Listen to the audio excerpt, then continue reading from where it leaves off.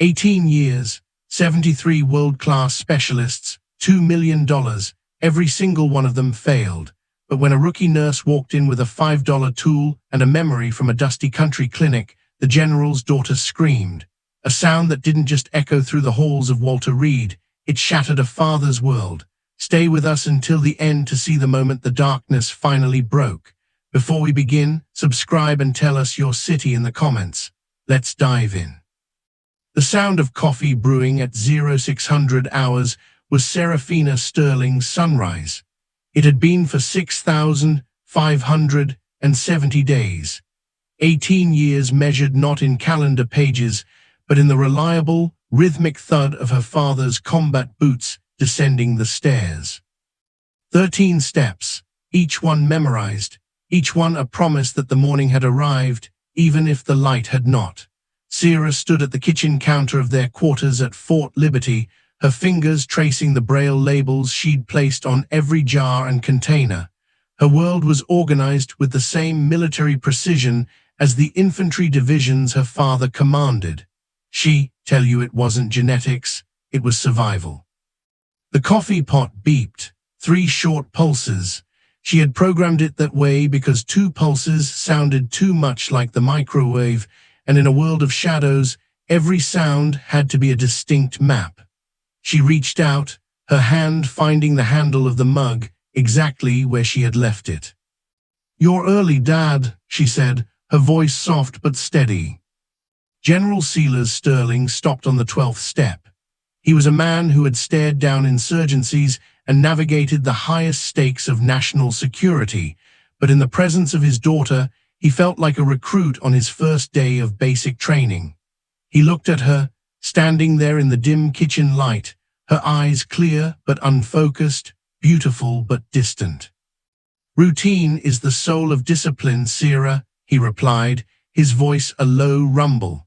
He stepped into the kitchen, the smell of starch and leather following him. "And you're too observant for your own good." Sierra smiled, a small, knowing tilt of the lips. "I'm not observant, Dad. I'm just listening. You're breathing heavier today. The meeting with the Swiss team didn't go well, did it?"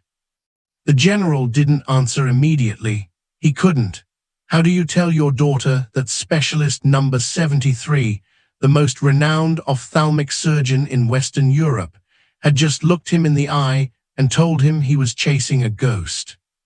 "They just haven't found the right angle yet," Silas said, his voice tightening. It was a lie, and they both knew it. For 18 years, Silas Sterling had fought a war on 2 fronts. One was for his country, the other was for his daughter's sight. He had spent a fortune. He had flown Sierra to London, Tokyo, Berlin, and Zurich. He had been told by the best minds on the planet that Sierra was born with a dormant optic nerve. The wiring was there, they said, but the electricity was gone. The verdict was always the same, permanent, irreversible. But Silas Sterling didn't believe in irreversible. He believed in reinforcements. He believed in breaking through lines. "Dad," Sierra said, her voice dropping the playful tone. She navigated the kitchen with a grace that masked her struggle, finding her father's hand and squeezing it. "I'm okay. I'm starting my senior year at Georgetown. I have my books on audio. I have my friends. I've made peace with the dark. Why can't you?" Silas looked down at her hand. "Because a commander never leaves his own behind in the dark, Sierra. Never." That afternoon, the general's driver pulled up to the glass and steel facade of Walter Reed National Military Medical Center. This was the final fortress. Silas had pulled every favor, used every ounce of his political capital to assemble a dream team of American specialists to review Sierra's case one last time. He wanted a miracle, and he wanted it on American soil. While the titans of medicine gathered in the boardroom upstairs, a beat-up, 10-year-old sedan was pulling into the employee parking lot. Out stepped Maya Thorne. Maya was 24 years old. She had been a registered nurse for exactly 6 weeks. Her uniform was crisp, her shoes were cheap, and her heart was pounding against her ribs. She was the definition of bottom of the food chain. She had been assigned to the VIP wing not because of her experience, but because she was the only one who hadn't complained about the grueling 18-hour shifts required for the general's daughter. Maya wasn't from the Ivy League. She was from a tiny town in the Appalachian Mountains of North Georgia, where her mother had run a clinic out of a renovated double-wide trailer. In the mountains, you didn't always have MRIs or laser-guided scalpels. You had your eyes, your hands, and the stories passed down by those who came before you. As Maya walked through the sterile, high-tech corridors of Walter Reed, she felt out of place. The walls were lined with degrees and awards. The air smelled of expensive disinfectant and arrogance. She checked her clipboard. Patient, Silas Sterling. Diagnosis, congenital optic nerve hypoplasia. Maya stopped at the door of room 402. She took a deep breath, adjusted her stethoscope, and entered. She expected to see a girl defeated by her disability. Instead, she saw a young woman sitting by the window, her head tilted toward the sound of the birds outside, her face radiant with a strange kind of inner light. "You're not Nurse Henderson," Silas said without turning around. Her shoes squeak. Yours sound like they've seen a lot of miles." Maya chuckled, the tension breaking slightly. "Guilty as charged. I'm Maya. I'm the new mile-wearer on your shift." Maya walked closer to perform the standard vitals check, but as she leaned in to check Sierra's pupils, something happened. The afternoon sun caught Sierra's eyes at a very specific angle, a sharp 45-degree slant. Maya froze. In the medical world, they taught you to look at the nerve. They taught you to look at the brain, but Maya's mother had taught her to look at the surface. There for just a fraction of a second, Maya saw it. It wasn't a dead nerve. It wasn't a failure of biology. It was something else. A faint, almost invisible shimmer, like a layer of old, dried plastic wrap stretched tight across a window. Maya's breath hitched. She remembered a man from her childhood, a coal miner who had been blind for 10 years until her mother had realized the doctors were looking through the problem instead of at it. "Maya," Silas asked, sensing the sudden change in the nurse's heart rate, "is something wrong?" Maya didn't answer. She couldn't. If she was right, 73 of the world's greatest doctors were wrong. If she was right, the general's daughter wasn't broken, she was just trapped behind a veil. Maya reached into her pocket and pulled out a simple $5 penlight. She knew she wasn't supposed to perform exams. She knew she was just there to change bandages and record temperatures. But as she clicked the light on, she whispered to herself, "Please, let me be right." She moved the light. The shimmer appeared again. It wasn't the nerve. It was a rare, translucent membrane, so thin it didn't show up on scans, but so dense it blocked every photon of light from reaching the retina. At that moment, the door swung open. General Silas Sterling stood there, flanked by 3 high-ranking surgeons in white coats. "Nurse," the lead doctor snapped, his eyes narrowing at the penlight in Maya's hand. "What exactly do you think you're doing with my patient?" The war for Sierra's sight had just moved from the operating room to the hallway, and Maya Thorne, with her 6 weeks of experience and her mountain intuition, was standing right in the line of fire. The general's hand was on his sidearm, a reflex from 30 years of combat. He didn't see a nurse. He saw a threat to his daughter's peace, but Maya Thorne didn't flinch. She held that $5 penlight like a shield, ready to tell the most powerful man in the building that his $1 million experts were blind to the truth. What she said next would either save Sierra's sight or end Maya's career in the next 10 seconds. The air in room 402 curdled. General Silas Sterling stepped further into the room, his presence sucking the oxygen out of the space. Behind him, Dr. Elias Vance, the chief of ophthalmology and a man whose ego was as polished as his surgical instruments, straightened his white coat. Vance looked at Maya Thorne as if she were a smudge on a pristine lens. "Nurse," Vance repeated, his voice dripping with a calculated, cold condescension. "I asked you a question. Why are you performing an unauthorized diagnostic on a high-priority patient? Your job is to monitor the IV drip and record the vitals. It is not to play doctor with a penlight." Maya felt the heat rising in her neck. Her heart was a drum in her ears, but she remembered her mother's voice back in the Georgia mountains. "Maya, the truth don't need a fancy title to be the truth." Pause for suspense. She didn't lower the light. Instead, she looked directly at the general. She saw the exhaustion in his eyes, the kind of tired that sleep can't fix. "Sir," Maya said, her voice trembling slightly but gaining strength, "I was checking for a light reflex, but I saw something else, something the scans might have missed because they weren't looking for it." Dr. Vance let out a sharp, mocking bark of laughter. "Missed. We have used the Spectrali's OCT. We have done high-resolution MRI and electroretinography. We have the best data money can buy. Are you suggesting, Nurse Thorne, that your mountain intuition has bypassed 100 years of collective medical expertise?" "I'm suggesting," Maya countered, her gaze shifting back to the doctor, "that you're looking at the nerve because the chart says the nerve is the problem. But if you look at the surface, if you catch the light at a 45-degree angle, there's a shimmer. It looks like an epiretinal veil, but it's translucent. It's not blocking the nerve, it's blocking the light before it even gets there." The room went silent. Sarah, sitting on the edge of the bed, tilted her head. She couldn't see the tension, but she could feel it vibrating in the air.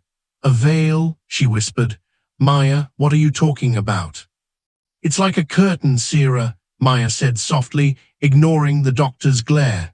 "A curtain no one realized was closed."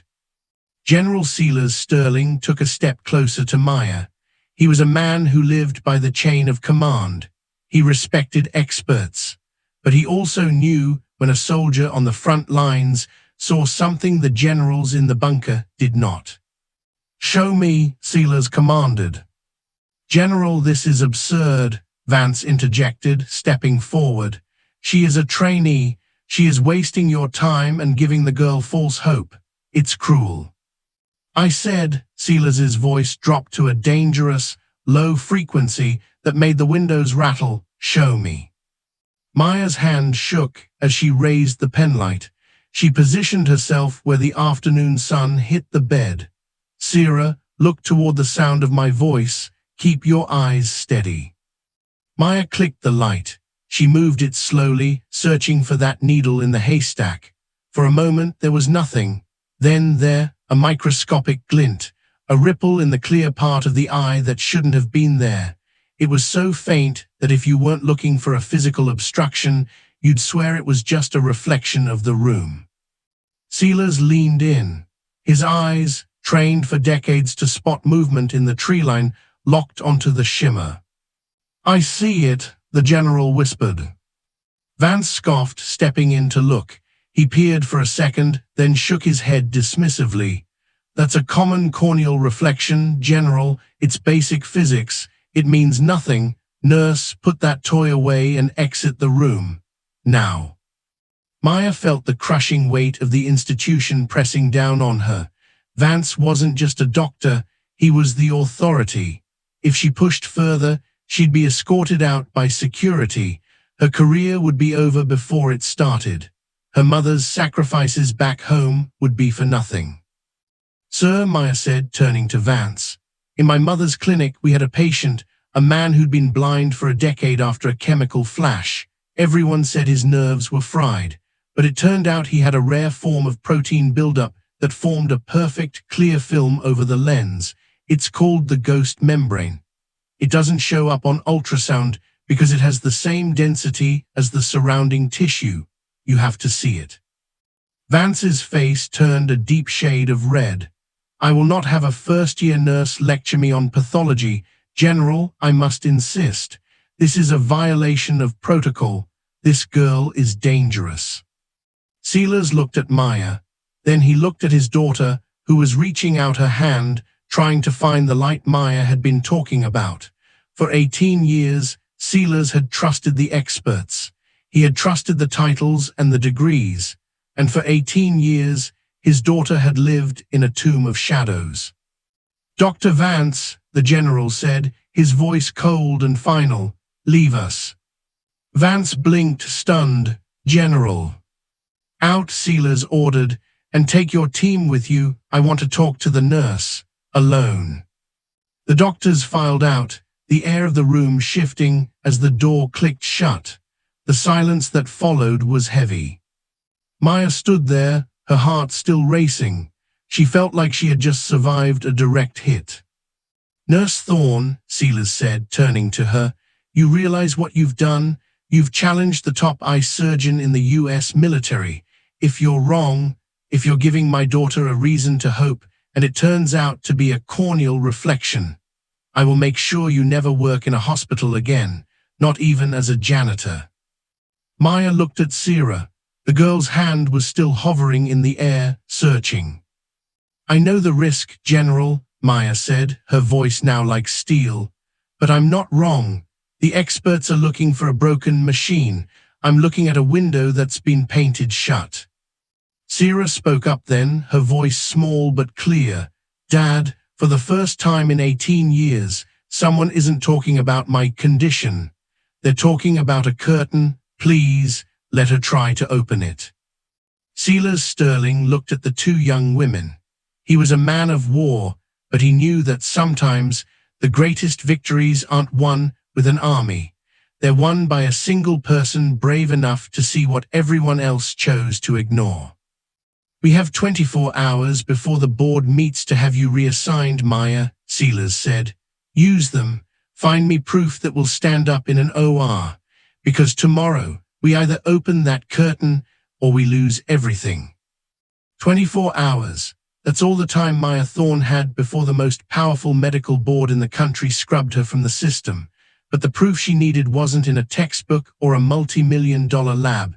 It was buried in the hospital's basement, in a machine the elite doctors called obsolete. Tonight, Maya is going to break every rule in the military handbook. Because if she's right, the general's daughter is about to see for the first time. And if she's wrong, Maya is going to jail. The clock is ticking, and the silence in the corridors is about to break. The fluorescent lights of Walter Reed hummed with a clinical indifference as midnight approached. For Maya Thorne, the sound was a countdown. General Silas Sterling had given her a window of opportunity, but the hospital administration was already building a wall. Dr. Vance hadn't just left the room. He had gone straight to the chief of medicine to file a formal grievance. Maya was officially on thin ice, shadowed by a security detail that watched her every move near the VIP wing. But Maya knew something they didn't.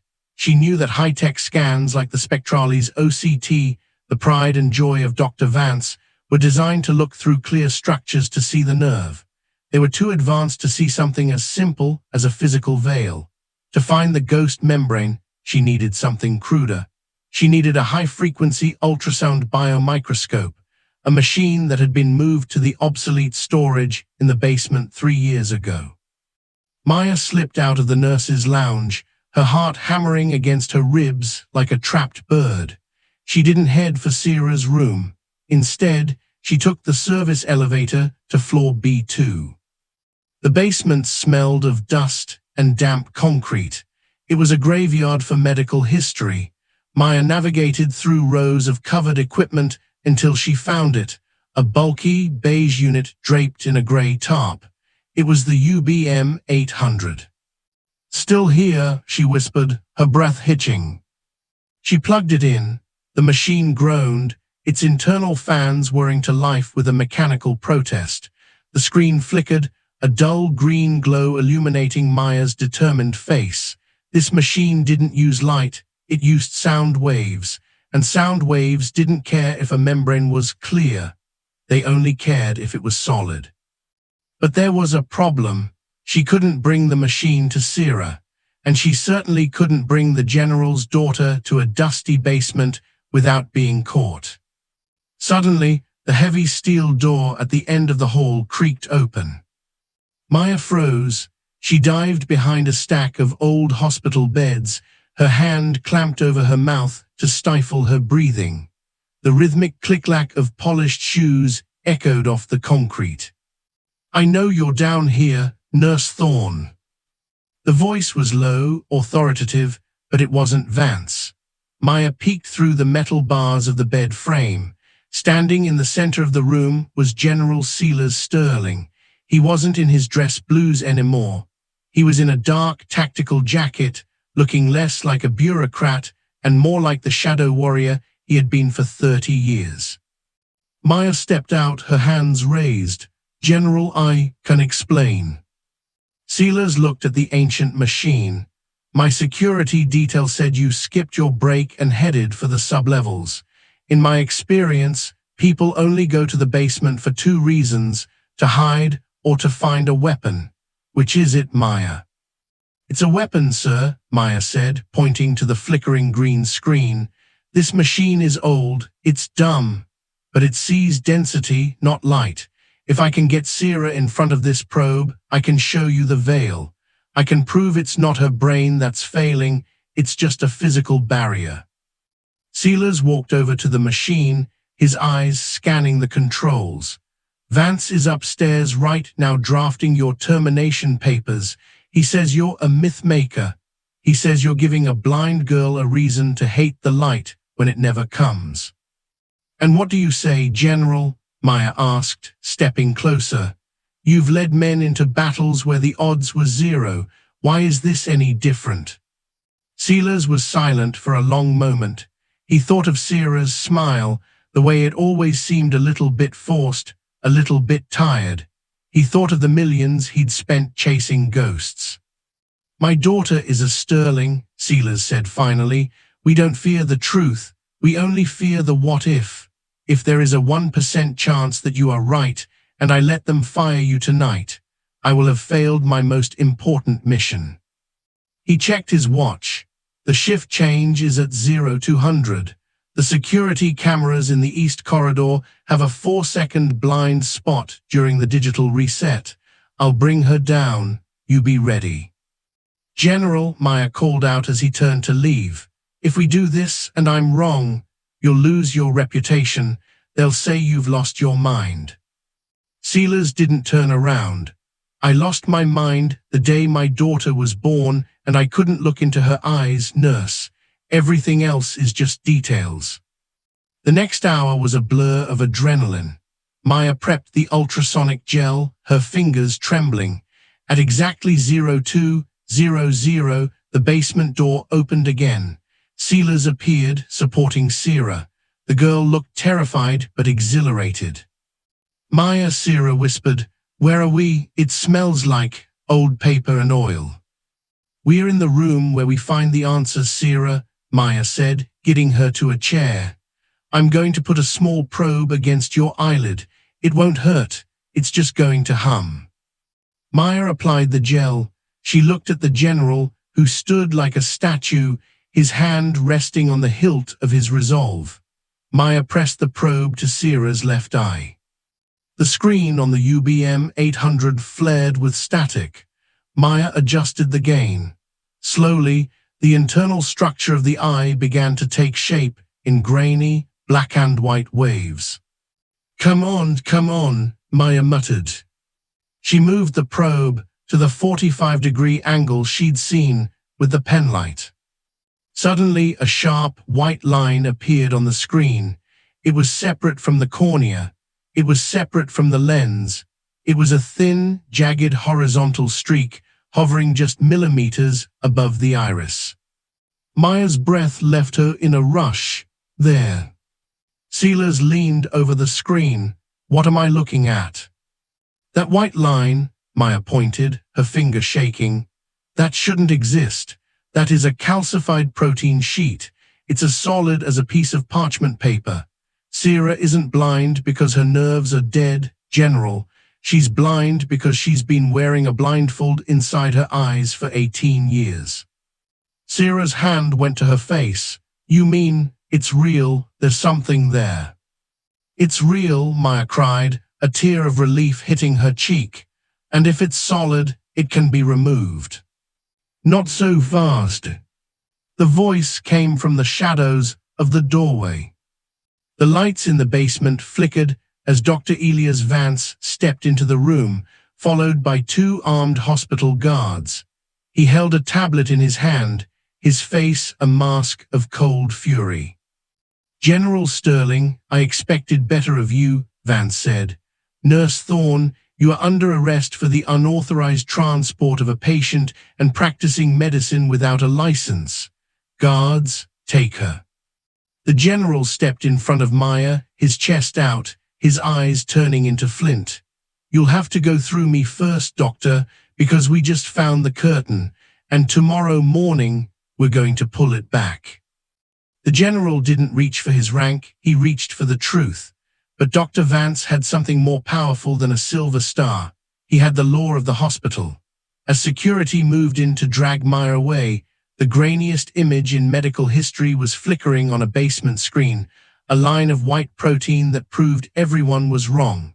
Tonight, the hospital is a battlefield, and the general is about to stage a coup in his own daughter's name. Stay with us, because the next 10 minutes will decide if Silas Sterling stays in the dark forever. The basement of Walter Reed felt like a pressure cooker. The two guards hesitated, their hands hovering near their belts, looking from the chief of ophthalmology to the three-star general. They were trained to follow orders, but they were also trained to respect the man whose face was on the commander's circle wall in the lobby.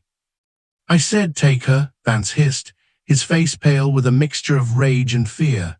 He looked at the UBM 800 screen, the grainy, pulsing image of Sierra's eye, and he saw something that terrified him more than a general's wrath. He saw his own mistake. He saw 18 years of professional certainty being dismantled by a girl in a cheap polyester scrub top.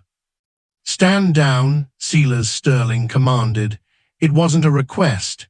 It was the voice that had directed air strikes in the Middle East and coordinated relief in the Pacific.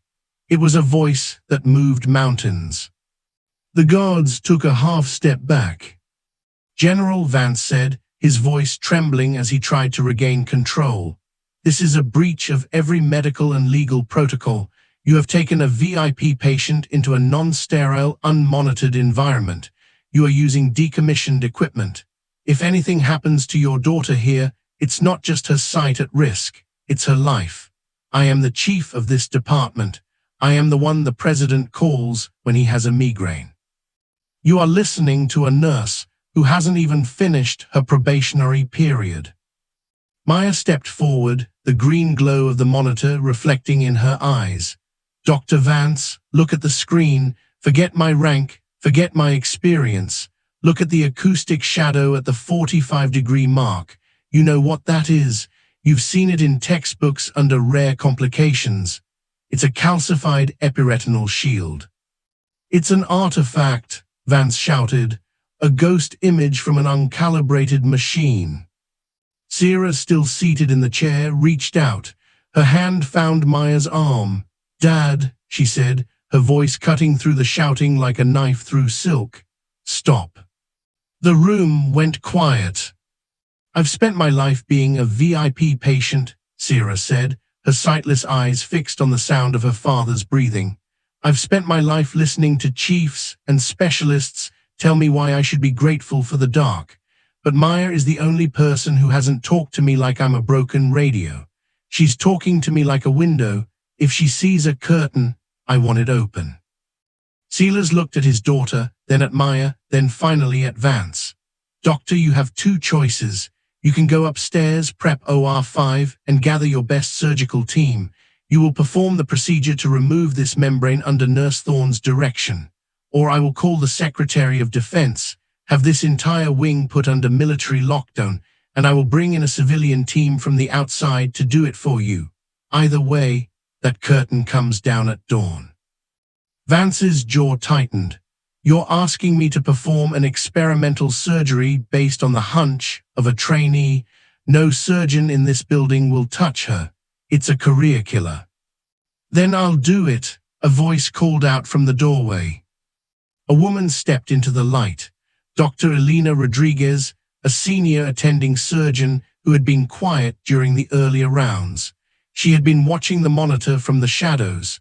She walked over to the UBM 800, adjusted the contrast, and stared at the white line Maya had found. "I've seen this once before," Rodriguez whispered. "In a field hospital in Kandahar, a blast victim. We thought it was permanent trauma, but it was a protein buildup from the heat and the dust.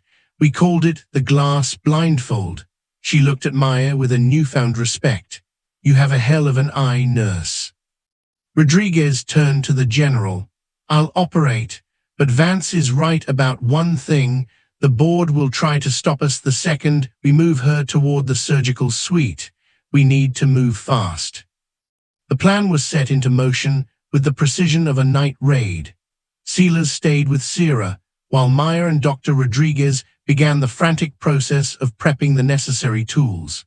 This wasn't going to be a standard cataract or nerve surgery.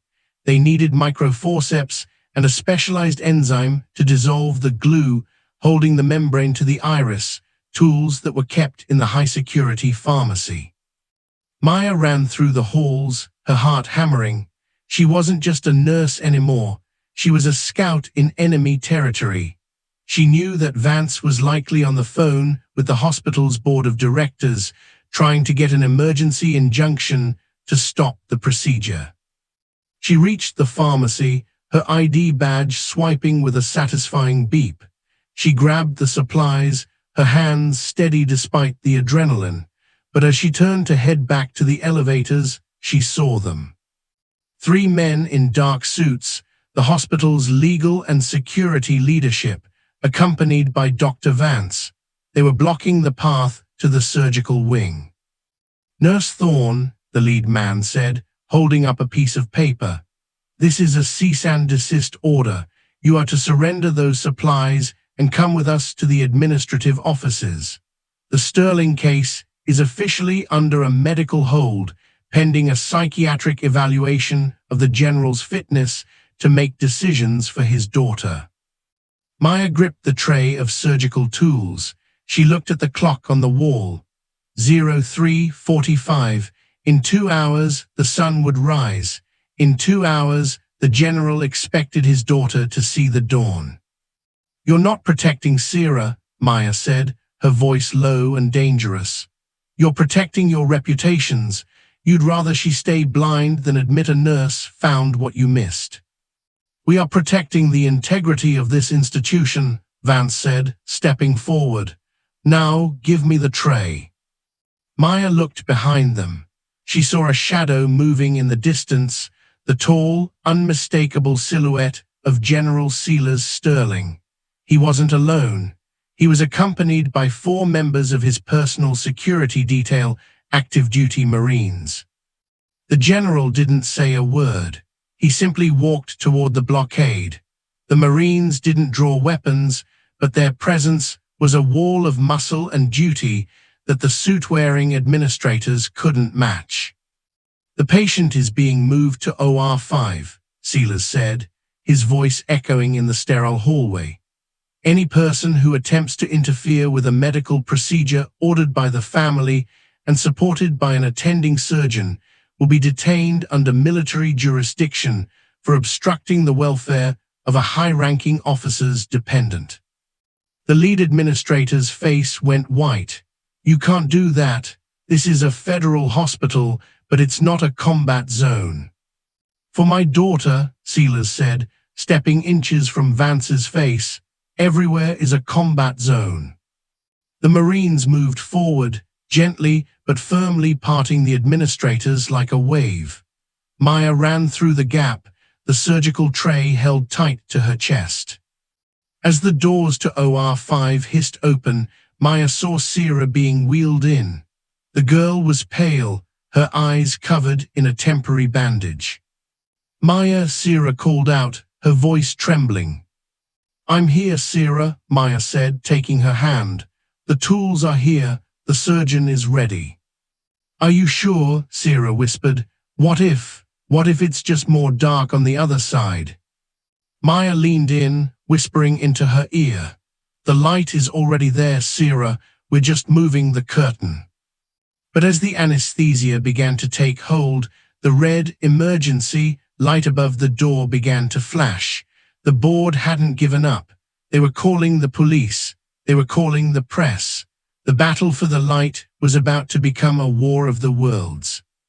The red light above the operating room door wasn't just a warning, it was a target. Outside, the hospital board was calling in the federal marshals to stop a rogue operation. Inside, Dr. Rodriguez held a scalpel thinner than a human hair, while a rookie nurse prepared to guide her into a ghost. If their hands shake for even a millimeter, Silas Sterling won't just stay blind, she'll lose her eyes forever. The most expensive gamble in military history is about to begin, and there is no abort button on this mission. The operating room was a vacuum of silence, save for the rhythmic, electronic chirp of the heart monitor. Beep, beep, beep. Each sound was a heartbeat of a girl who had no idea she was currently the center of a constitutional crisis. Through the observation glass, General Silas Sterling stood like a sentinel. He had traded his tactical jacket for a sterile gown, but his posture remained that of a man holding a trench. Outside the heavy double doors of the surgical wing, he could hear the muffled chaos. The hospital's chief legal officer was screaming about medical kidnapping, and the sirens of the military police were already wailing in the distance. But Silas didn't look back. His eyes were locked on Maya Thorne. Maya was standing next to Dr. Rodriguez. Her role was supposed to be support staff, but in reality, she was the navigator. She was the only one who had seen the veil. She was the only one who knew the depth of the deception. Scalpel, Rodriguez whispered. The nurse handed over the diamond-edged blade. The air in the room felt thick, charged with the kind of tension you only find in the seconds before a mountain collapses. Wait, Maya said, her voice small but sharp. Rodriguez froze, the blade hovering inches from Sarah's anesthetized eye. What is it, Maya? The light, Maya said, pointing to the overhead surgical lamps. They're too bright. They're washing out the refraction. If you go in now, you're going to hit the cornea. You won't see where the membrane starts. We need to go dark. Go dark, Rodriguez hissed. I can't operate in the dark. I'm working with microns here, nurse. Not total darkness, Maya countered. She reached over and grabbed the $5 penlight she'd used in the basement. Use the fiber optic scope for the internal view, but let me hold the penlight at the 45-degree angle from the side. It'll create a shadow beneath the membrane. It'll give you a map. Rodriguez hesitated. It was insane. It was primitive. It was exactly how surgeons operated 100 years ago, but then she looked at the monitors. The high-tech imaging was showing a perfect, healthy eye a lie. The truth was only visible when the light was imperfect. Do it, Rodriguez ordered. The overhead lights dimmed. The room plunged into a soft, blue-hued twilight. Maya clicked on the penlight. She leaned in, her breath hitching as she aimed the thin beam across the surface of Sarah's eye. And there it was.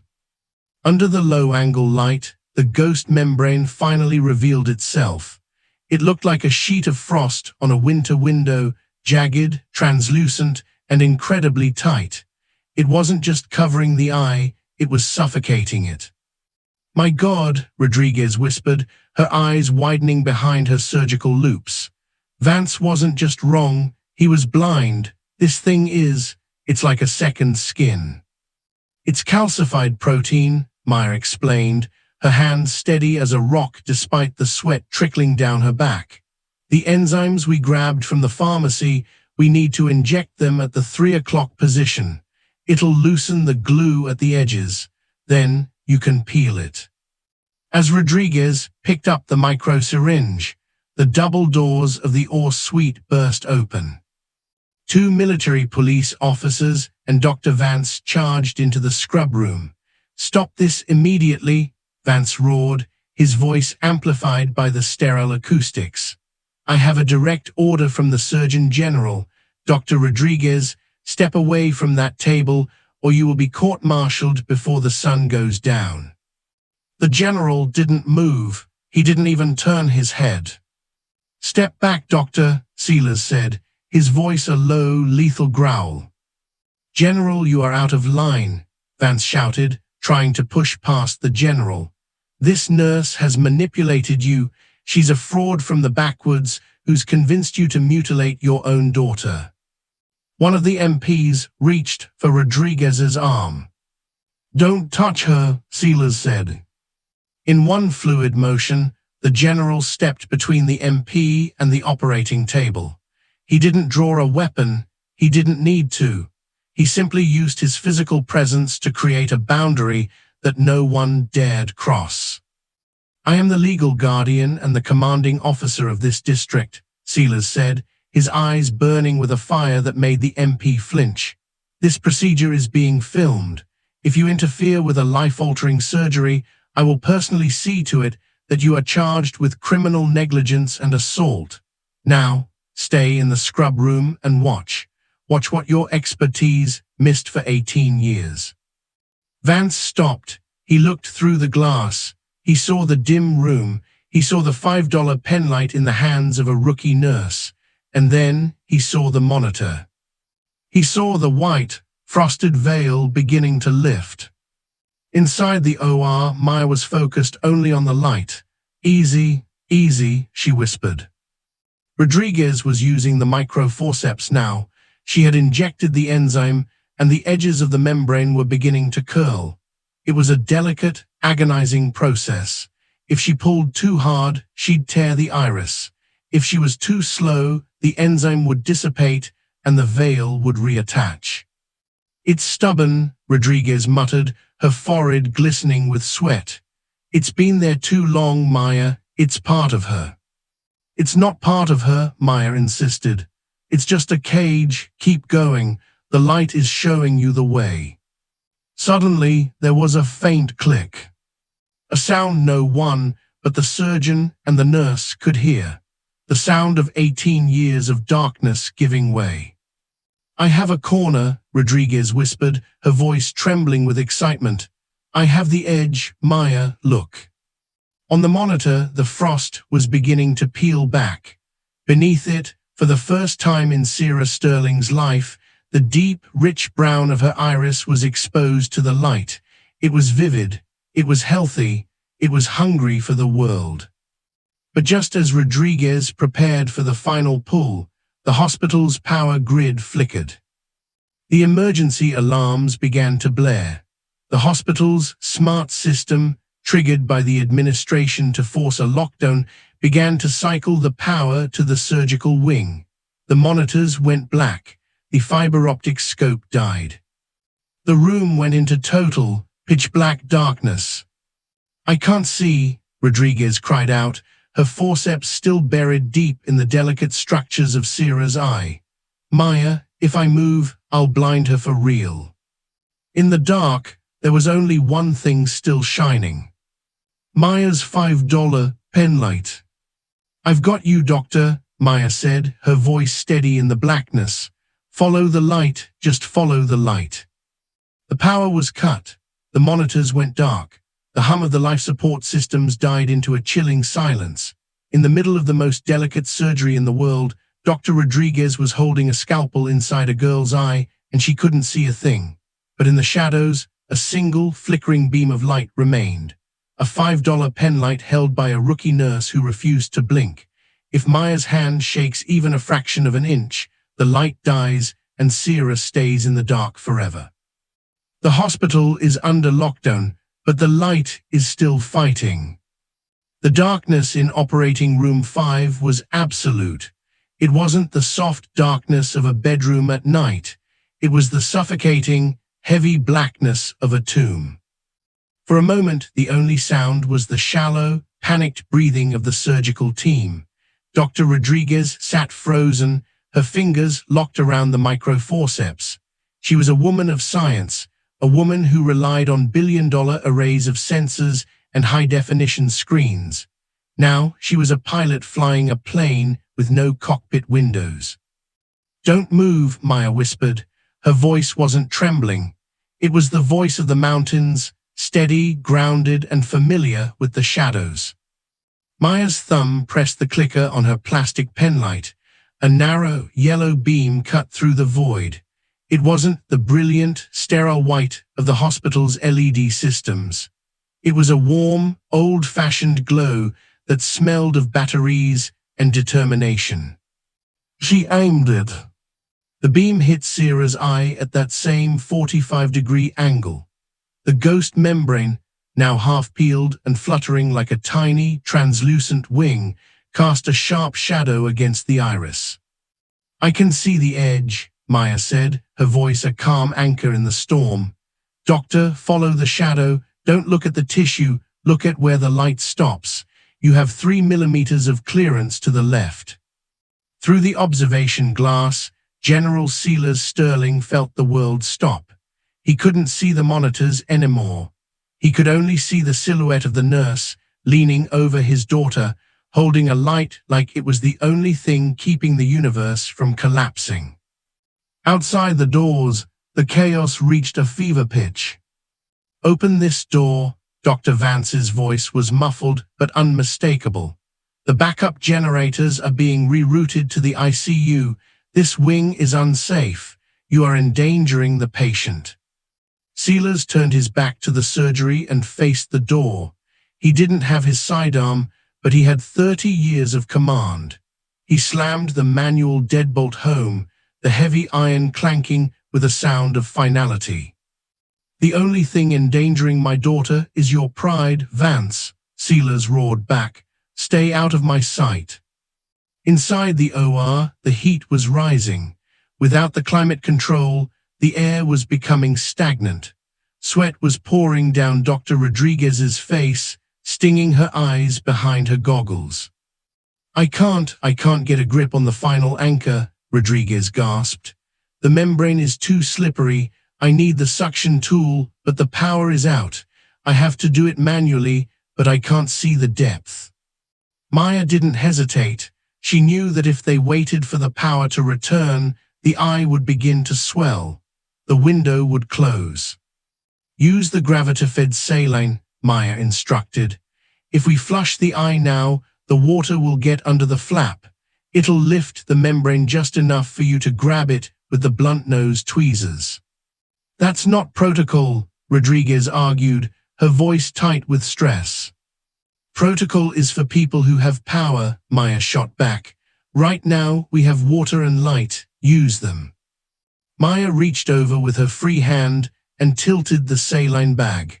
A steady, gentle drip began to flow.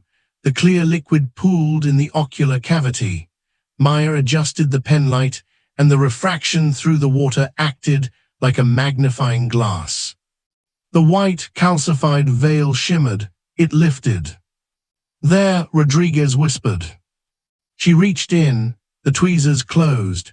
She felt the slight resistance, the final tack of protein that had held Sierra's world in check for 18 years. With a movement as slow as the growth of a tree, Rodriguez began to pull. The membrane didn't tear, it didn't snap, it unspooled. It looked like a piece of wet tissue paper being lifted off a mirror. As it came away, the underlying structures of the eye, the pupil, the lens, the intricate network of the iris, appeared in the penlight's glow with a clarity that was almost violent. "It's off," Rodriguez breathed. "It's completely off." "Check the right eye," Maya said immediately. "We don't have time to celebrate. The power could be out for minutes or hours. We do the right one, now." The procedure for the second eye was faster, driven by the adrenaline of the first victory. They were a machine now, the mountain girl and the military surgeon, working in the dark, fueled by a $5 light and a father's refusal to surrender. Just as the second membrane was placed in the specimen jar, the red emergency lights flickered and died. A secondary backup, The deep cell batteries kicked in. The room was flooded with a dim, sickly red glow. The heart monitor let out a long, continuous beep. "She's flatlining," the anesthesiologist cried out. "No," Maya said, checking the leads. "The power surge just scrambled the sensor. Check her pulse manually." The doctor grabbed Sierra's wrist. "Strong, steady, she's fine, but we need to close now."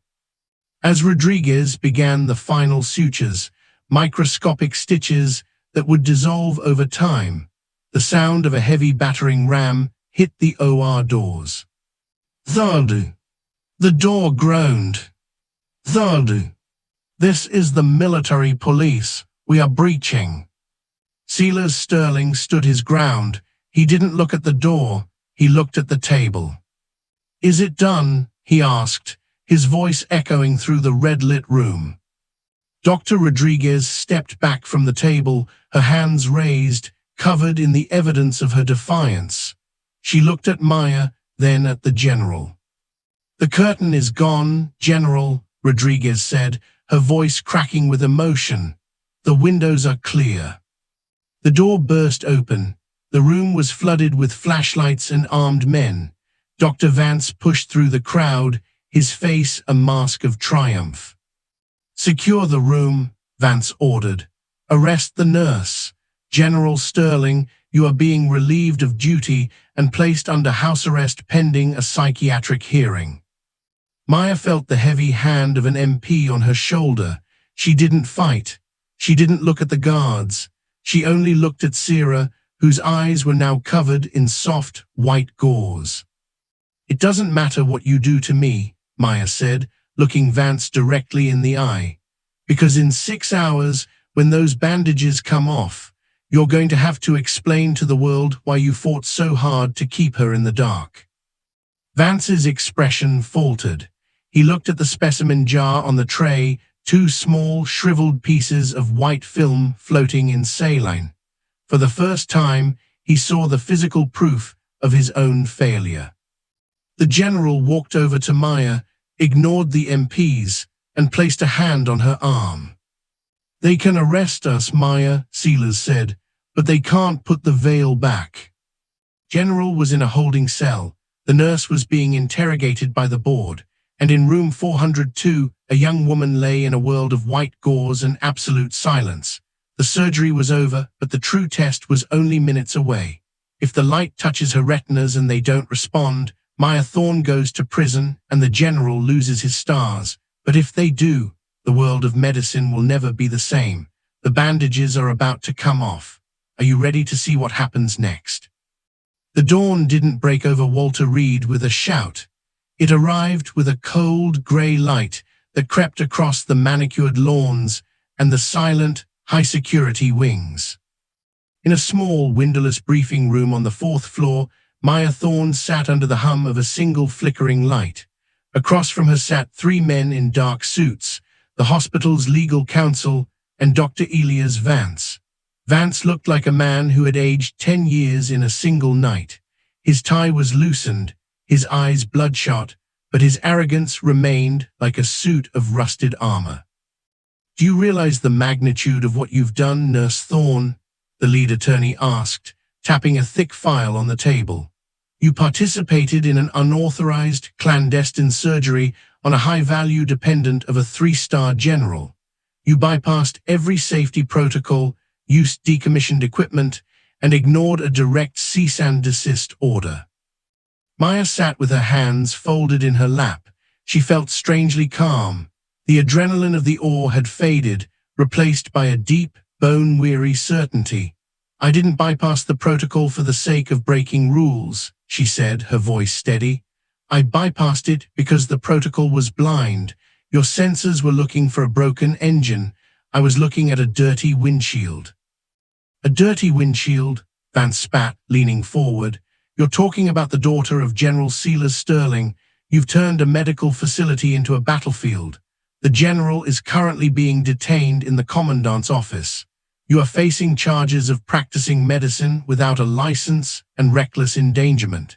If Serafina Sterling wakes up and has permanent ocular damage. You will be lucky if you ever see the sun again."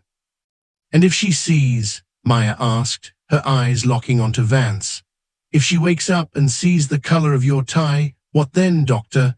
Will you apologize for 18 years of darkness, or will you find a way to take credit for the miracle you tried to stop with a battering ram?" Vance turned away, unable to hold her gaze. Meanwhile, at the far end of the hallway, a different kind of tension was brewing. General Silas Sterling was not a man who could be easily detained. He sat in the commandant's office, 2 MPs standing at the door. He wasn't yelling. He wasn't demanding a lawyer. He was staring at a photo of his late wife, the woman who had died without ever seeing her daughter grow up. "General," the commandant said, his voice soft, "the board is calling for a full court-martial of the medical staff involved. They want you to sign a statement saying you were under extreme emotional duress, that the nurse manipulated you." Silas didn't look up. "In my career, I've had to trust people with my life every day, but last night, I trusted a girl who saw what 73 experts missed. I didn't sign a statement of duress, Bill. I signed an order for a new reality. If you want my stars, take them, but you're not taking that nurse." 0900 hours arrived. The recovery room was a cathedral of white. Sierra lay in the center, her head propped up by pillows. The anesthesia had worn off hours ago, and she was awake, drifting in that strange, sensory-deprived limbo of the bandaged.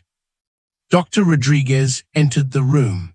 She was accompanied by a neutral observer from the Surgeon General's office. They were followed by Maya and the General, who had been granted a temporary release for the clinical unveiling. The air was so still, you could hear the hum of the air conditioning. "Sierra," Silas said, his voice cracking for the first time in his life. He took his daughter's hand. "Dad," she whispered, "is it time?" "It's time," Dr. Rodriguez said. She reached for the edge of the gauze. Maya stood at the foot of the bed. She wasn't a specialist. She wasn't a general. She was just a girl from Georgia who remembered the way the light looked on the mountains. She felt a prayer forming in her chest, not for her career, not for her freedom, but for the girl who had spent 6,570 days in a tomb. Rodriguez began to unwrap. The first layer fell away, then the second. The room was dimmed to a soft, golden amber. Rodriguez had insisted on a gradual transition. The curtain was gone, but the audience wasn't ready for the full show just yet. The final layer of silk padding was lifted. Sierra's eyelids were closed. They were slightly swollen, the lashes matted with saline and the remnants of the enzyme. "Sierra," Maya said softly, "open them whenever you're ready. Don't rush. The world isn't going anywhere." Sierra took a deep, shuddering breath. Her fingers gripped her father's hand so hard her knuckles turned white. Slowly, painfully, she blinked. At first, there was nothing but a blur of amber. Her brain, unused to processing signals from the optic nerve, struggled to make sense of the data. It was a chaotic mess of shapes and colors. She blinked again. The blur began to sharpen. She saw a shape in front of her. It was tall, broad, and shadowed. "Dad," she whispered. "I'm here, honey, right here." Sierra's eyes moved. They weren't wandering anymore. They weren't searching the way they had for 18 years. They were tracking. She looked at the general's face. She saw the silver stars on his shoulders. She saw the deep lines of worry around his mouth. And then she saw his eyes. You have blue eyes," she said, her voice barely a breath, "just like the ocean in the books." Silas Sterling dropped to his knees. A 3-star general, a man of iron and fire, began to sob against the side of the hospital bed. The room erupted in a silent, overwhelming wave of emotion. Even the observer from the Surgeon General's office had to look away to wipe his eyes. But then Sierra's gaze shifted. She looked past her father. She looked at the young woman in the faded scrubs standing at the foot of the bed. "Maya?" Sierra asked. Maya smiled, tears streaming down her face. "I'm here, Sierra." Sierra looked at Maya's hands, the hands that had held the $5 penlight in the dark. You're even brighter than I thought you'd be." But the victory wasn't complete. As the miracle unfolded in room 402, Dr. Vance was standing in the hallway, staring through the window. He wasn't crying. He was on the phone. "Yes," Vance said into the receiver. "It worked, but the protocol was violated. We need to contain this. If the press gets hold of the nurse miracle story, the department is finished. We move to Plan B now." The miracle was complete, but the war wasn't over. While Silas Sterling was seeing her father's face for the first time, a Plan B was being executed in the shadows to erase the nurse who made it happen. Dr. Vance didn't just want Maya gone, he wanted the record of his failure deleted from history. But he forgot one thing: you can't court-martial a miracle. Stay with us for the final stand, because what happens in the next 10 minutes will change the face of medicine forever. The atmosphere in room 402 was thick with a joy so pure it felt fragile, like a glass sculpture in a gale. Sierra was reaching out, her fingers trembling as she touched the silver stars on her father's shoulders. To her, they weren't just metal, they were the first sparks of a world she had only ever known through touch and sound. But the door didn't stay closed for long. The Plan B, Dr. Vance had whispered into his phone, arrived in the form of the hospital's Internal Affairs Committee. They didn't come with stethoscopes, they came with clipboards and a security detail. "General Sterling," the lead investigator said, his voice as cold as a morgue slab, "we have orders to transfer your daughter to the psychiatric wing for post-operative stabilization. We also have a warrant for the immediate detention of Nurse Maya Thorne. She is being charged with grand larceny of medical supplies and endangering a federal dependent." Maya felt the world tilt. She looked at Sierra, whose new eyes were wide with terror. "No," Sierra whispered, her voice shaking. "She saved me. She's the only one who saw me." General Silas Sterling stood up. He didn't look like a man who had been awake for 48 hours. He looked like a storm front moving over the horizon. He stepped in front of Maya, his shadow covering her completely. "You want to talk about endangering?" Silas's voice was a low, dangerous vibration. "For 18 years, this girl was a prisoner of a diagnosis that was wrong. For 18 years, your experts took my money and gave me silence. Last night, this nurse used a $5 light to do what your entire budget couldn't. If you want to arrest her, you're going to have to explain to the Secretary of Defense why the only person who can actually heal people in this building is in handcuffs." The investigator hesitated. "General, protocol must be followed. The medical board." "The medical board is blind," Silas roared. Suddenly, the crowd in the hallway parted. Dr. Elias Vance stepped forward, his face a mask of calculated regret. "General, please, we are all glad Sierra can see, but we cannot allow the how to go unpunished. If we allow nurses to perform rogue surgeries, the system collapses." Maya stepped out from behind the general. She didn't look like a rookie anymore. She looked like a woman who had seen the sun. "The system already collapsed, Dr. Vance," Maya said, her voice clear and resonant. "It collapsed the moment you decided your reputation was more important than Sierra's sight. I didn't steal those supplies. I used them for their intended purpose, to save a patient. And as for my mountain intuition, I have the specimen jars to prove it wasn't intuition. It was anatomy." Maya reached into her pocket and pulled out her phone. She had done something Dr. Vance hadn't expected. Before the MPs had entered the OR, she had used the hospital's own internal Wi-Fi to upload the footage from the overhead surgical camera, the footage of the white, ghost membrane being peeled away to a secure, external server. I've already sent the video to the American Medical Association and the Washington Post, Maya said, her voice dropping to a whisper that echoed like thunder. By noon, the whole world will see that thin white veil. They'll see the light from my penlight showing you what you refuse to see. You can fire me, you can arrest me, but you cannot make her blind again. The color drained from Vance's face. He looked at the investigator, then at the general, then at the girl on the bed, who was now looking at him with eyes that were no longer clouded. Vance realized, in that moment, that the plan B had failed. You can't contain a miracle once it's seen the light. The charges were dropped within the hour. The hospital board, fearing a PR nightmare of biblical proportions, issued a public apology. Dr. Vance was placed on administrative leave, a polite term for a career that ended in the shadows of OR 5. 2 weeks later, the sun was setting over the Appalachian foothills.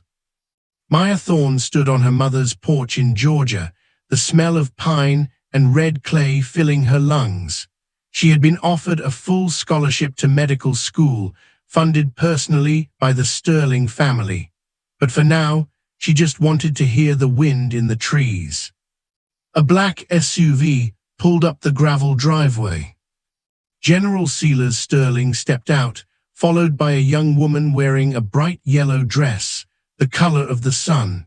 Sarah didn't need a cane, she didn't need a hand to guide her. She walked across the grass, her eyes fixed on the horizon, taking in the world with a hunger that would never be satisfied. Sarah stopped in front of Maya. She didn't say thank you, she didn't need to. She just reached into her pocket and pulled out the small, plastic $5 penlight. I kept it, Sarah said, her eyes shimmering with tears, because whenever it gets dark, I remember that all it takes is one person brave enough to hold the light. 18 years of darkness ended because one nurse decided that speaking up was worth the risk of being wrong, that a patient's hope mattered more than a doctor's ego. Some battles aren't won with armies, they are won with the courage to see what everyone else has missed. Sarah Sterling counted 18 years in the dark. She will count the rest of her life in the light, because Maya Thorne chose to blink. A father's love is a powerful force, but a single person's courage can change the world. If this story moved you, if you believe that the truth should always be louder than the system, hit that like button right now. Subscribe to our channel for more stories of the impossible becoming real. And tell us in the comments, have you ever had to fight for the truth when everyone else told you to be quiet? Your story might be the light someone else needs today. Thanks for watching. And keep looking for the light.